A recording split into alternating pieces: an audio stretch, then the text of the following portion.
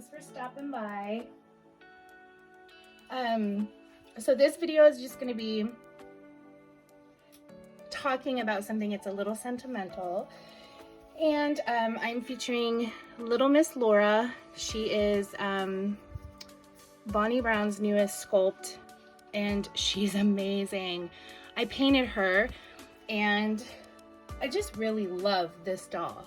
To me, this sculpt, the way it was sculpted, all the details, the movement, everything about her kind of encapsulates the magic and wonder of this hobby.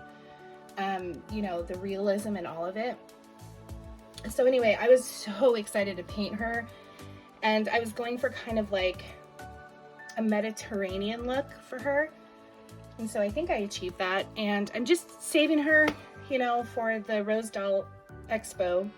But I thought I would change her, like I said, a kind of sentimental video, because I have a story for you.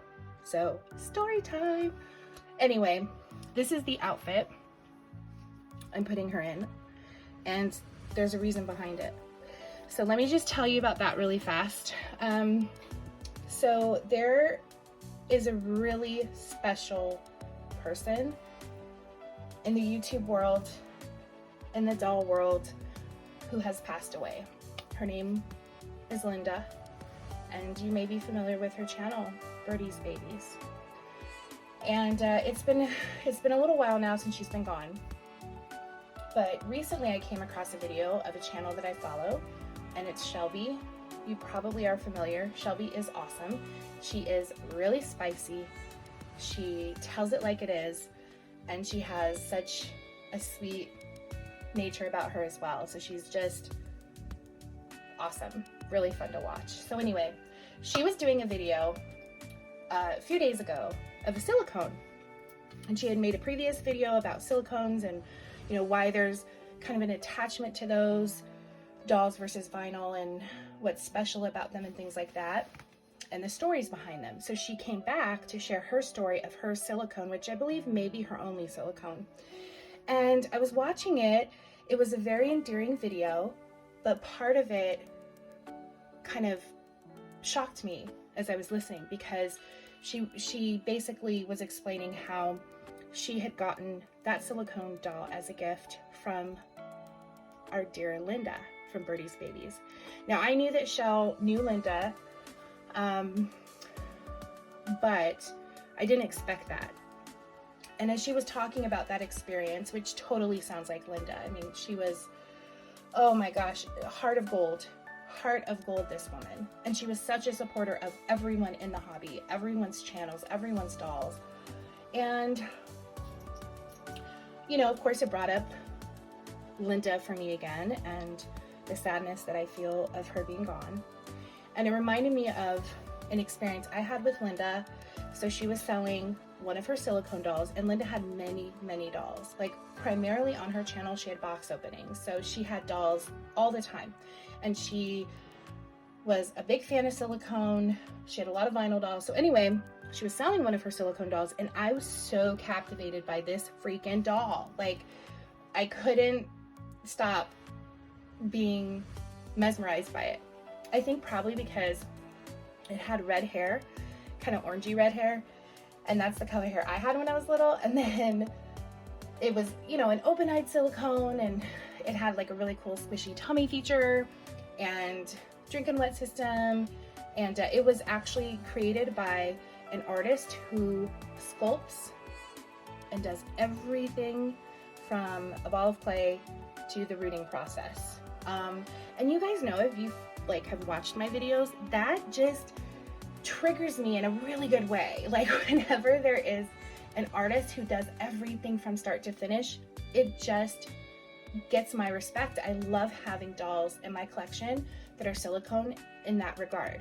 In fact, the two dolls that I have, you know, fit in that scenario.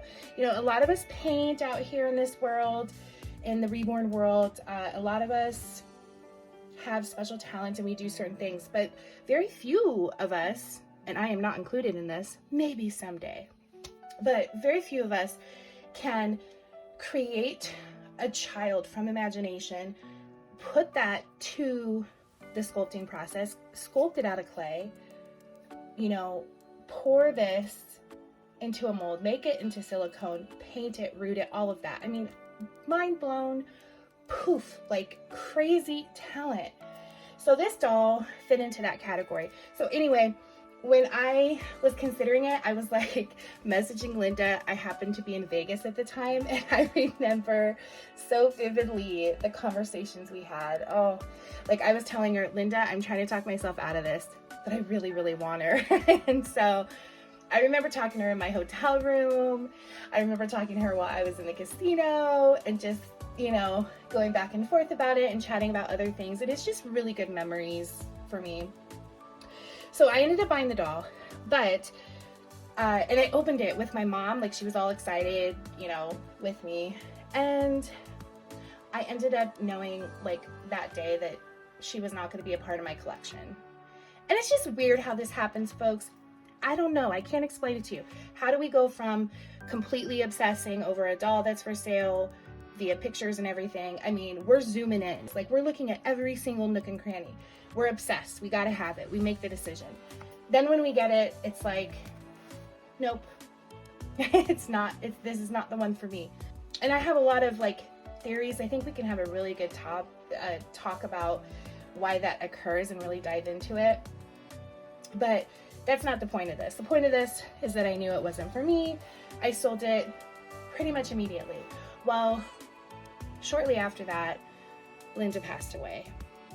And as you can imagine, I felt some kind of way about it, because at that moment, that doll meant so much to me that I had just sold because Linda was gone, and I felt like it would have been a great keepsake, you know, to have that doll and keep that doll, because it reminded me of Linda. And why is that? I guess because if you're familiar with her videos, oh, you know, she just had such an exuberance and delight for this hobby. And at times that you were going through ebbs and flows, or you were feeling down, or you were over this hobby, or you were experiencing some of the negative things that come from being a part of this hobby, whatever the case is, or you just wanted to smile, her channel was the one that would do that for you. Her laughter was infectious. I would laugh with her. It takes a lot to get me to laugh out loud, really. Like if I'm watching funny movies, it's almost like, all right, if you're gonna make me laugh, it better be good, because it's not gonna happen unless it's really good. You know, like I don't laugh out loud at funny movies like other people do. But with Linda, I would often laugh out loud with her, because she just was so incredibly delightful. And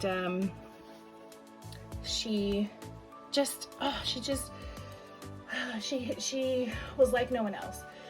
So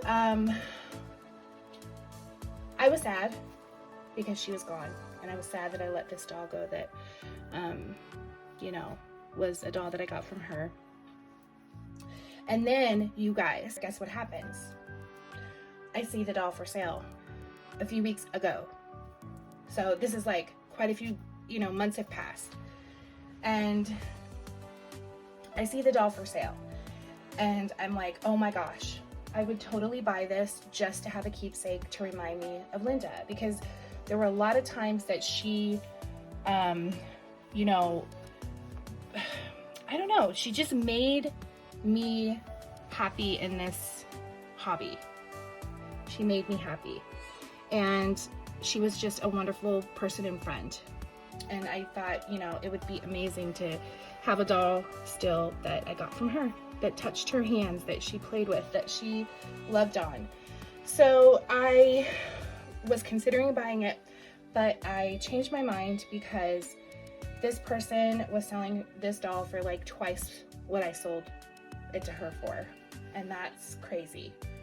I mean, Linda gave me an incredible deal as it was, and I sold it for exactly the amount I bought it for. That's a whole nother story. That bothers me. That gets under my skin. But it is what it is, right? So I passed on it. But then I came across Shelby's video. And